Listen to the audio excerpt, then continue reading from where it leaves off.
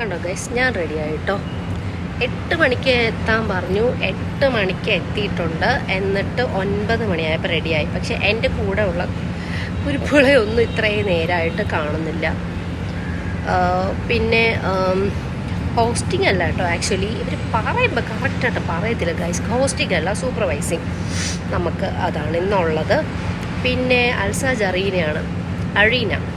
ഇവിടുത്തെ സർവീസ് ഒന്നും അത്ര പോരാ ഗൈസ്. വന്നിട്ട് നമുക്ക് സാരിയാണ് ഉടുക്കേണ്ടത്. അവർ നമുക്ക് നോർമലി ബ്രൈഡ് റൂമൊക്കെ നമുക്ക് അലോട്ട് ചെയ്യാറുണ്ട്, അല്ലെങ്കിൽ ഗ്രീൻ റൂമൊക്കെ നമുക്ക് ഇങ്ങനെ ഡ്രസ് ചേഞ്ച് ചെയ്യാനൊക്കെ. ഇത് ഞാൻ എത്ര നേരം കൊണ്ട് കുറേ ഒച്ചപ്പാടും ബഹളമൊക്കെ ഉണ്ടാക്കിയിട്ടാണ് ഇവിടെ ഒരു റൂം കിട്ടിയതെന്നറിയാമോ. നിങ്ങൾ വാഷ്റൂമിൽ മാറ്റൂ.